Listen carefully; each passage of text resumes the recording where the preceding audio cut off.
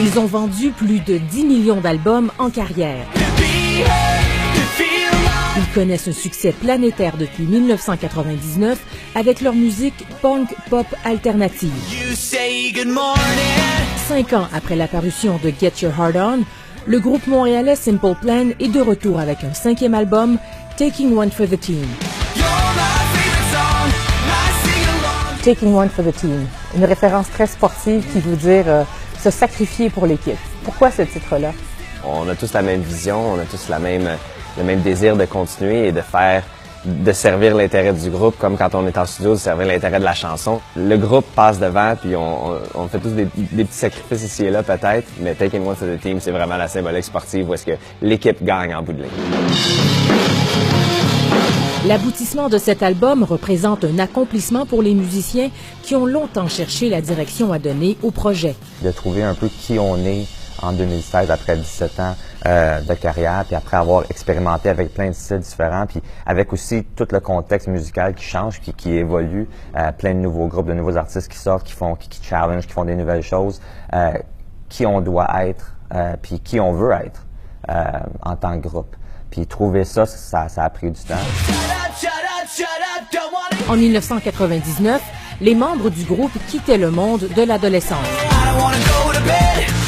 Aujourd'hui trentenaires et presque tous mariés, ils ont gagné en maturité. Pour moi, il y a plusieurs chansons qui sont importantes, auxquelles je peux vraiment m'identifier, qui parlent d'être dans une relation puis d'être, dans le fond, heureux, ce qui est peut-être un petit peu bizarre pour Simple Plan, parce que souvent on parle de l'autre côté de la médaille. Il y a quelque chose d'identitaire dans cet album-là, album-là, quand même. Je pense qu'absolument. Même au niveau sonore, il y a quelque chose qui est...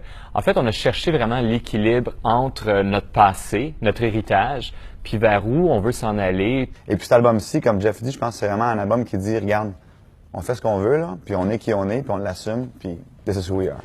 Puis il y a maintenant les enfants. Ça m'inspire à être juste bon, tu sais. Puis je te dis, c'est sans prétention, là, tu sais, c'est une aspiration.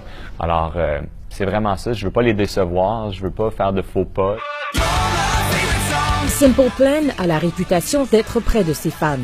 Est-ce que c'est un choix qui a été conscient, OK, on va s'occuper de nos fans, ou ça vous vient tout naturellement? Pour vous, c'est normal d'avoir une relation presque d'amis, si je peux dire, avec vos fans lorsque vous les côtoyez? Un peu des deux, ouais.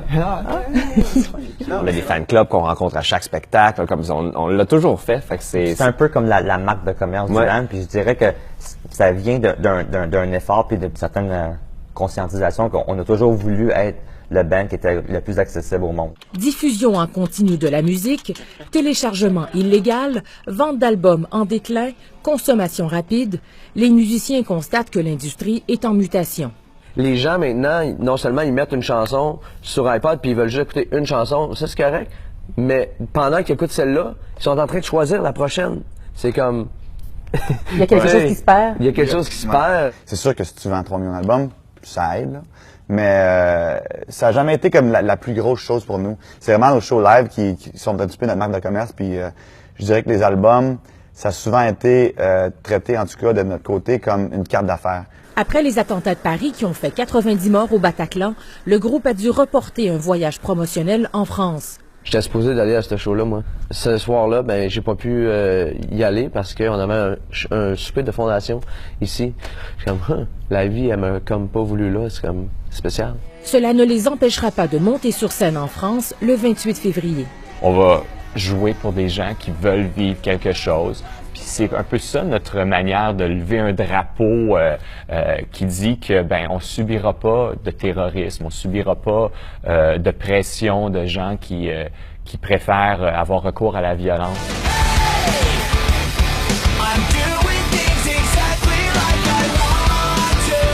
Après 17 ans de carrière, Simple Plan est plus soudé que jamais. On a passé beaucoup de temps difficile en tant que groupe, que ce soit personnel ou de façon de carrière.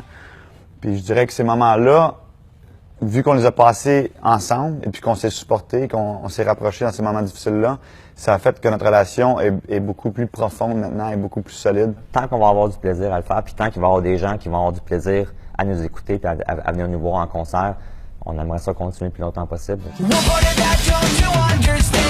Ici Valérie Michaëla Bain, Radio-Canada, Montréal.